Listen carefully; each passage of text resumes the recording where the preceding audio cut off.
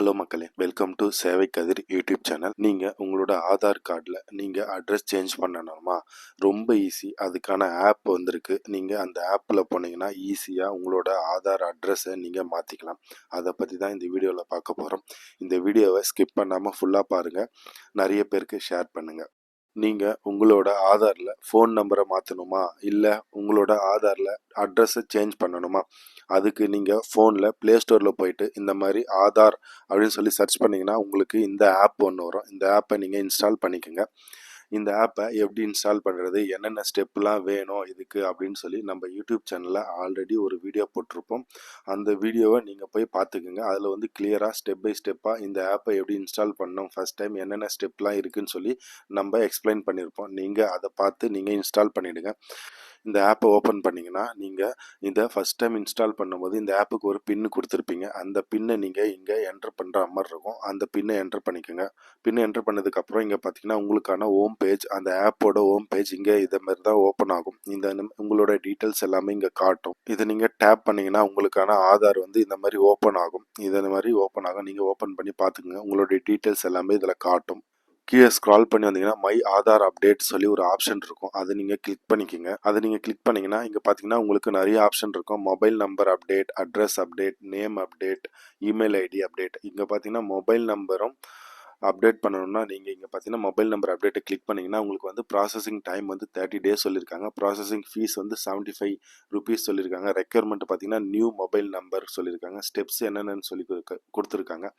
New இங்கே வந்து நீங்கள் கண்டினியூ கொடுத்தீங்கன்னா உங்களோட பழைய மொபைல் நம்பர் காட்டும். அதுக்கப்புறம் இங்கே நீங்கள் புதிய மொபைல் நம்பர், உங்களோட புது மொபைல் நம்பரை என்ட்ரு பண்ணி சென்ட் ஓடிபி கொடுத்து அப்டேட் பண்ணிங்கன்னா நீங்கள் அதுக்கப்புறம் அந்த 75 rupees பே பண்ணிங்கன்னா உங்களோட மொபைல் நம்பர் அப்டேட் ஆகிடும். அதுக்கப்புறம் கீழே பார்த்தீங்கன்னா அட்ரஸ் அப்டேட்டை இங்கே கொண்டு வந்துட்டாங்க.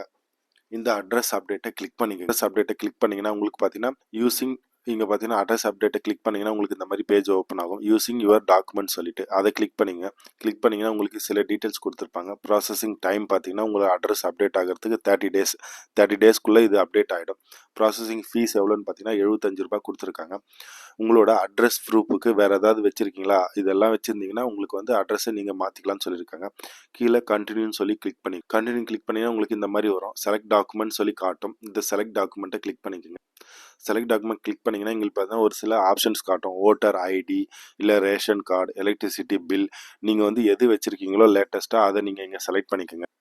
நான் ஓட்டர் ஐடி செலக்ட் பண்ணிக்கிறேன். ஓட்டர் ஐடி செலக்ட் பண்ணதுக்கப்புறம் இங்கே பார்த்தீங்கன்னா உங்களோட ஓட்டர் ஐடி இங்கே ஸ்கேன் பண்ணுங்கள். இல்லைனா ஆல்ரெடி ஏதாவது ஃபைல் பிடிஎஃப் ஃபார்மேட்டில் நீங்கள் வச்சுருந்தீங்கன்னா அந்த ஃபைலை இங்கே செலக்ட் பண்ணிக்கோங்க. செலக்ட் பண்ணிவிட்டு ஃபில் டீட்டெயில்ஸ் சொல்லி ஒரு ஆப்ஷன் காட்டும். அதை நீங்கள் கிளிக் பண்ணிக்கோங்க.